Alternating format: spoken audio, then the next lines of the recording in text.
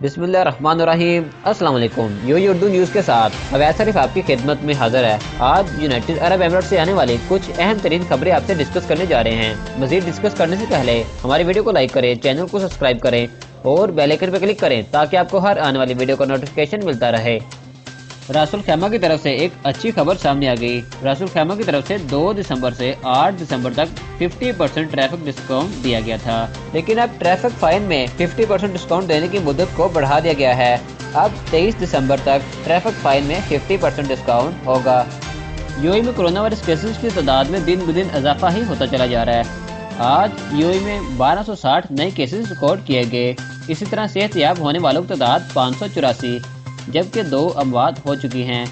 اسی طرح کل ایکٹیو کیسز کی تعداد بڑھتے ہوئے 17,946 ہو چکی ہے۔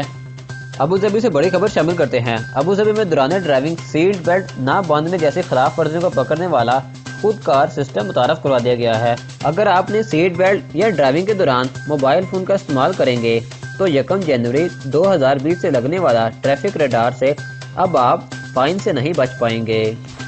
گلف ممالک سے آنے والے مسافروں کے لیے دبئی ریاست نے ایک اچھا اعلان کر دیا۔ ایسے لوگ جو گلف ممالک سے، جس میں شامل سعودی عربیہ، عمان، بحرین، کویت سے دبئی ریاست آئیں گے، ان کو پری پی سی آر ٹیسٹ کروانے کی ضرورت نہیں ہوگی۔ البتہ دبئی ایئرپورٹ پر پہنچتے ہی ان کو پی سی آر ٹیسٹ کروانا ہوگا۔ دیگر اماراتی ریاستوں سے ابوظہبی جانے کے لیے ایک بڑی آسانی پیدا کر دی گئی۔ اب اگر آپ ابوظہبی میں 4 دن یا 8 دن سٹے کرتے ہیں، ابوظہبی صحت سینٹر کی طرف سے پی سی آر ٹیسٹ کی پرائس میں کمی کر دی گئی ہے۔ اب آپ 85 درہم میں ہی پی سی آر ٹیسٹ کروا سکتے ہیں۔ یاد رہے، اس سے پہلے 150 درہم میں پی سی آر ٹیسٹ ہوتا تھا۔ چلیے ڈالر اور درہم کی کرنسی ریٹ شامل کر کے ویڈیو کو ختم کرتے ہیں۔ آج یو ایس ڈالر پاکستان کے 160 روپے 38 پیسے کا ہو گیا۔